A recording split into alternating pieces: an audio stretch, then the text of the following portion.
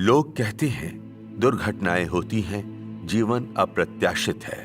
आज अर्थव्यवस्था और प्रौद्योगिकी के तेजी से विकास के साथ भौतिक जीवन स्तरों में धीरे धीरे सुधार आया है, लेकिन दुनिया भर में आपदाएं दिन प्रतिदिन बढ़ रही हैं। जब हम अखबार खोलते हैं, टीवी चालू करते हैं या वेबसाइटों पर नजर डालते हैं, हमें अक्सर प्राकृतिक और मानव निर्मित आपदाओं के समाचार देखने को मिलते हैं, जैसे कि भूकंप, सुनामी, समुद्री तूफान, बाढ़, सूखा, आग, खनन दुर्घटनाएं, विमान दुर्घटनाएं आदि। आपदाएं अक्सर होती जा रही हैं और उनकी गंभीरता भी लगातार बढ़ रही है। आपदा से प्रभावित क्षेत्र पीड़ा, रक्तस्राव, घायलों और मृतकों से भरे पड़े हैं। हमारे चारों ओर निरंतर हो रही दुर्गति जीवन की संक्षिप्तता और क्षणभंगुरता को स्पष्ट करती है। इससे पता चलता है कि मनुष्य यह पूर्वानुमान नहीं लगा सकता कि उस पर कौन सी आपदा घट सकती है और वो भविष्य में होने वाली तबाही का सामना कैसे करे। तो पूर्ण विनाश के अपने भाग्य को बदलने के लिए हम क्या कर सकते हैं? इस लघु फिल्म को देखने के बाद आपको जरूर आपका उत्तर मिल जाएगा और आपको एकमात्र मार्ग मिलेगा जो आपको परमेश्वर की रक्षा प्राप्त करने और आपदा से बचने में मदद कर सकता है।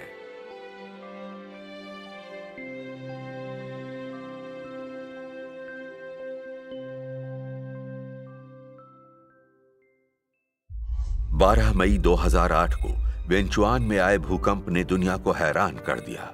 लोग अभी इस भयानक भूकंप के प्रभाव से पूरी तरह से उबर भी नहीं पाए थे कि 20 अप्रैल 2013 को सुबह 8 बजे चीन का सिचुआन प्रांत एक बार फिर 7.0 की तीव्रता से आए भूकंप से हिल गया।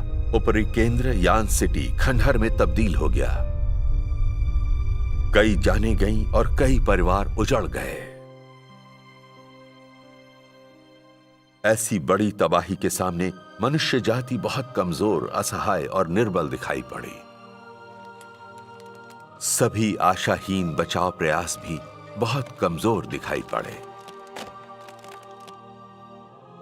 मृतक तो इस संसार से जा चुके थे, लेकिन जो जिंदा बचे थे वे बहुत घबराए हुए थे। पूरे शहर में उनके विलाप सुनाई पड़ रहे थे। इससे धरती का कांपना बंद नहीं हुआ।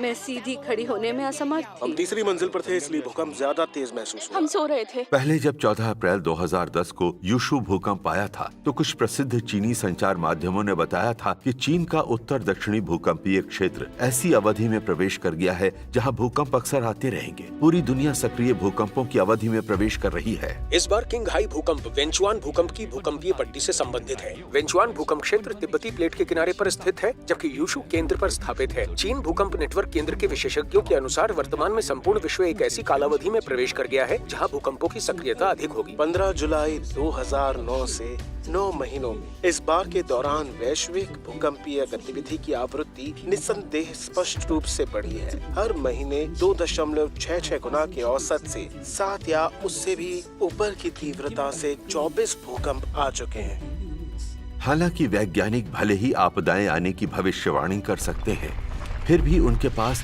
इनके हमले को रोकने या प्रतिबंधित करने का कोई तरीका नहीं है। ये सब लोगों की चिंता और भय को ही बढ़ाता है। कई असहाय पीड़ित पूछते रहते हैं, वेंचुआन भूकंप जैसी एक के बाद एक दूसरी आपदाएं क्यों होती रहती हैं? एक ही त्रासदी बार बार क्यों होती रहती है? यह स्पष्ट है कि जीवोत्पत्ति और आकस्मिकता के भौतिकवादी सिद्धांत हर किसी के समस्त संदेहों का निराकरण नहीं कर सकते। वास्तव में विनाशकारी आपदाएं हमें अलौकिक शक्ति के अस्तित्व को समझाती हैं। यह शक्ति अनूठी है, हम इससे नहीं बच सकते। यह हमारे दिलों को भय से भर देती है। अधिक से अधिक लोग सवाल पूछना शुरू कर रहे हैं कि इस मातृभूमि को, जिस पर हम अपने अस्तित्व के लिए भरोसा करते हैं, कैसे बचाएं और आपदा से पीड़ित होने से कैसे बचें। फिर भी आपदा के सामने सभी मानवीय प्रयास बौने साबित हो रहे हैं। लोग पूछे बिना नहीं रह सकते, मनुष्य जीवन इतना कमजोर क्यों है? आखिरकार मनुष्य जाति के जीवन और मृत्यु की डोर किसके हाथों में है? प्रत्येक व्यक्ति जिसने बाइबल पढ़ी है यह जानता है। प्रकाशित वाक्य की पुस्तक की भविष्यवाणियां कि सभी लोगों के लिए न्याय करने के अपने कार्य को करने के लिए अंत के दिनों में प्रभु यीशु वापस आएंगे, और भविष्यवाणियां कि अंत के दिनों में विनाशकारी भीषण आपदाएं होंगी और हम अंत के दिनों के अंतिम युग में हैं। प्रभु यीशु की वापसी की भविष्यवाणियां पहले से ही पूर्ण हो चुकी हैं। प्रभु यीशु वापस आ चुके हैं। वे देहधारी सर्वशक्तिमान परमेश्वर हैं, जो चीन में पहले ही प्रकट हो चुके हैं और अपना काम कर चुके हैं। वह उन सभी सत्यों को व्यक्त करते हैं जो मनुष्य जाति को शुद्ध कर उसे बचाते हैं, और वे सभी जो परमेश्वर के सिंहासन के समक्ष स्वर्गारोहित किए जाएंगे। उनका न्याय व शुद्धिकर अंत के दिनों के न्याय के कार्य को क्रियान्वित करते हैं। इसका अर्थ है वे सभी लोगों को प्रकार के अनुसार वर्गीकृत करते हैं और मनुष्य के विभिन्न प्रकारों के अंत को प्रकट करते हैं। परमेश्वर के अंत के दिनों के न्याय और शुद्धता के कार्य के समापन के बाद परमेश्वर भलाई को पुरस्कृत और बुराई को दंडित करना शुरू करेंगे। फिर इस दुष्ट प्राचीन संसार को नष्ट करने के लिए भीषण आपदाओं को भेजेंगे। सभी दुष्टता का कर्म करने वाले जो परमेश्वर का विरोध करते हैं दंडित व नष्ट किए जाने के लिए आपदाओं में जा गिरेंगे।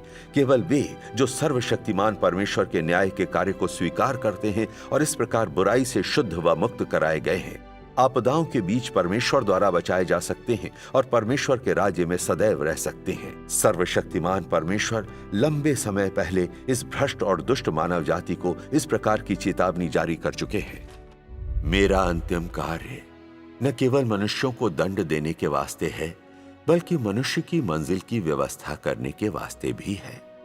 इससे भी अधिक यह उन सभी चीजों के लिए सभी से अभिस्वीकृति प्राप्त करने के वास्ते है जो कार्य मैं कर चुका हूं। मैं चाहता हूं कि हर एक मनुष्य देखे कि जो कुछ मैंने किया है वह सही है, और जो कुछ मैंने किया है वह मेरे स्वभाव की अभिव्यक्ति है।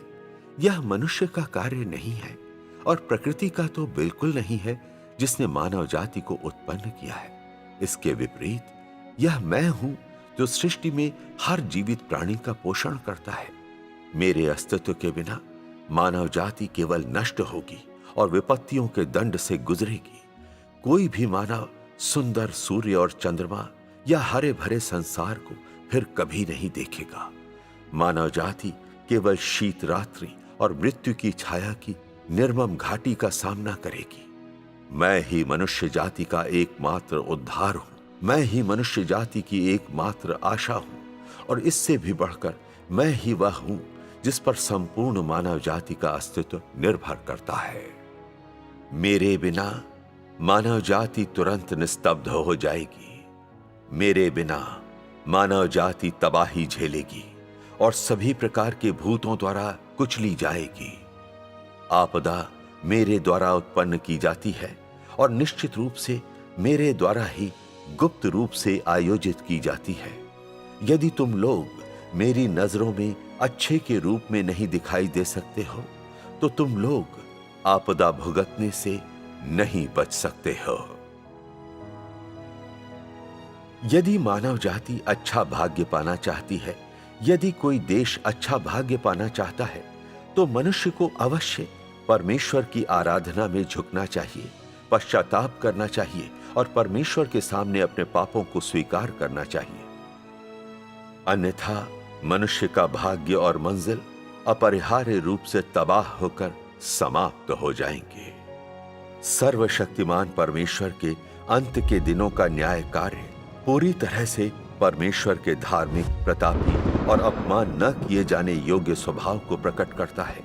वे सभी जो परमेश्वर से इनकार करते हैं, उनकी अवज्ञा और विरोध करते हैं और पश्चाताप नहीं करते, परमेश्वर के क्रोधपूर्ण दंड के भागी होंगे। केवल वे लोग जो परमेश्वर में सच्चा विश्वास करते हैं, उनकी आराधना करते हैं, परमेश्वर का बचाव प्राप्त कर आपदा के हमले से बच सकते हैं। आगे हम आपसे कुछ अनुभव की गवाहियों को साझा करेंगे कि आपदाओं में सर्वशक्तिमान परमेश्वर की कलीसिया से अनेक ईसाइयों को परमेश्वर द्वारा कैसे बचाया गया। 12 मई 2008 दोपहर 2:28 सिचुआन प्रांत का वेंचुआन जिला 8.0 की तीव्रता से आए भूकंप से हिल गया और पहाड़ों से विशाल चट्टानों के गिरने का कारण बना।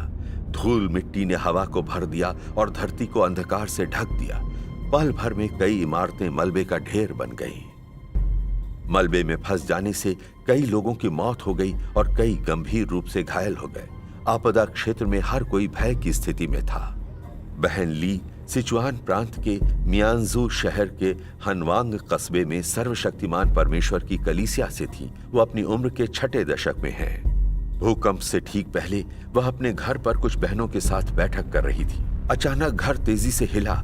वे मुश्किल से सीधे खड़े हो पाए और बचने के लिए बाहर नहीं भाग सके। इसीलिए वे जल्दी से घुटने के बल बैठ गए और प्रार्थना की, क्योंकि वे जानते थे कि आपदाएं परमेश्वर की वजह से होती है, लेकिन परमेश्वर द्वारा कुशलतापूर्वक नियंत्रित भी की जाती है। जीवन व मृत्यु परमेश्वर के हाथों में है। उस समय हमने ये महसूस किया कि मनुष्य का जीवन और मृत्यु परमेश्वर के हाथों में है। हमने परमेश्वर से प्रार्थना करने में बिल्कुल देर नहीं की। आज भले ही हम जिए या मरे, ये सब परमेश्वर की धार्मिकता है।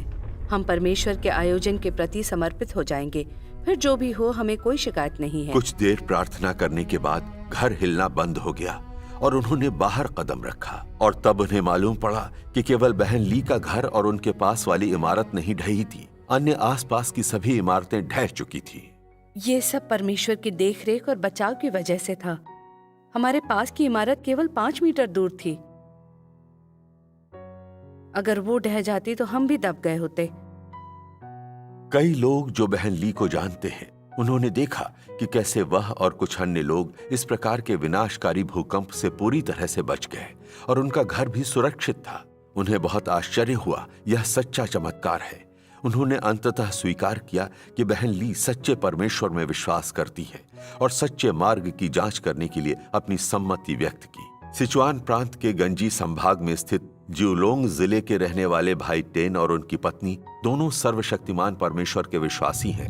10 मई 2008 को भाई टेन देयांग शहर के डोंगफांग टरबाइन कारखाने में काम करने के लिए गए। अभी उन्होंने केवल 1.5 दिन ही काम किया था जब उनके पर्यवेक्षक ने कहा कि उनका काम अच्छा नहीं है और उन्हें निकाल दिया। 11 मई दोपहर तक वह अपने घर पहुंच सके।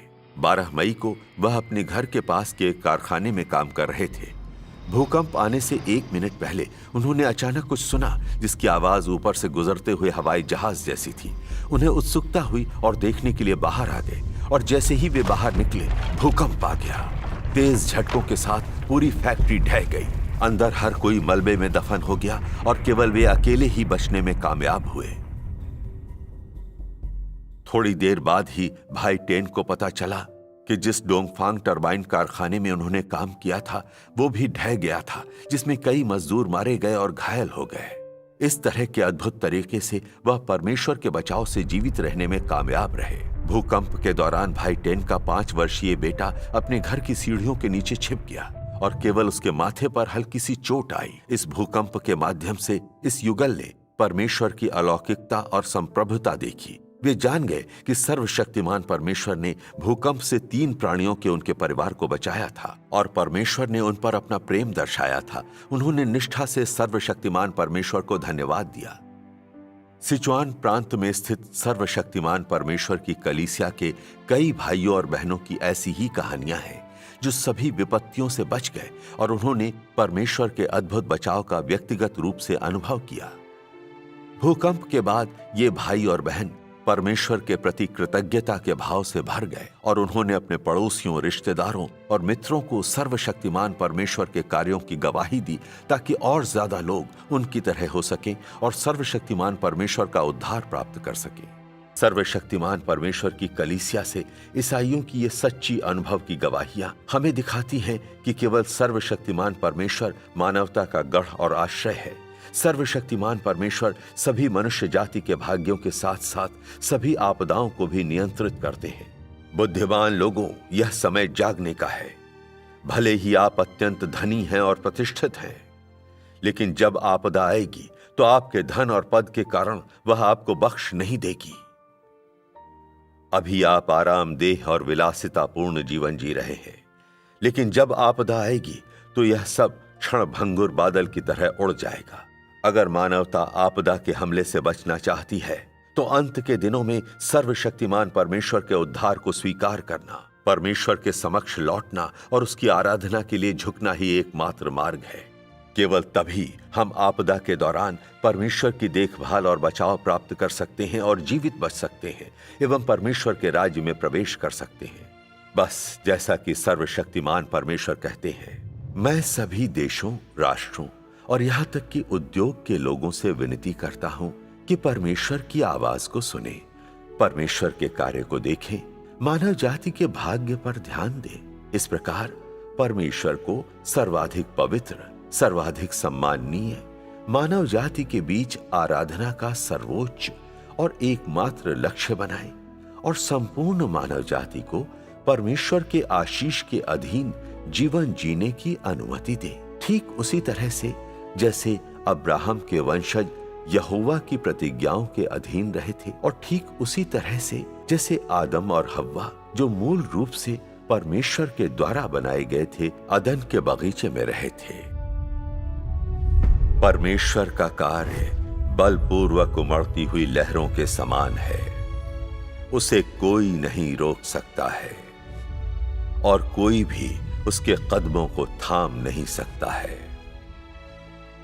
केवल वे लोग ही जो उसके वचनों को सावधानी पूर्वक सुनते हैं और उसकी खोज करते हैं और उसके लिए प्यासे हैं, उसके पद चिन्हों का अनुसरण करके उसकी प्रतिज्ञा को प्राप्त कर सकते हैं। जो ऐसा नहीं करते हैं वे जबरदस्त आपदा और उचित दंड के अधीन किए जाएंगे।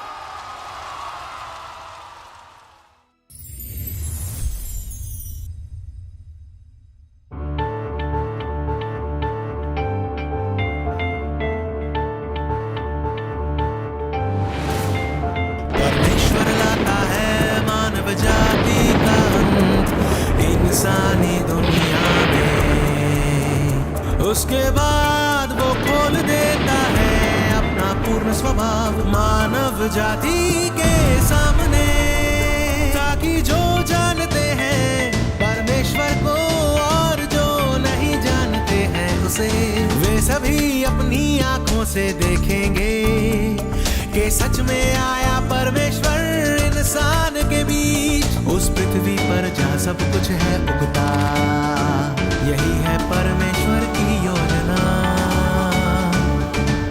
मानव जाति के सृजन से लेकर अब तक यही है उसकी एकमात्र घोषणा, यही है उसकी एकमात्र घोषणा।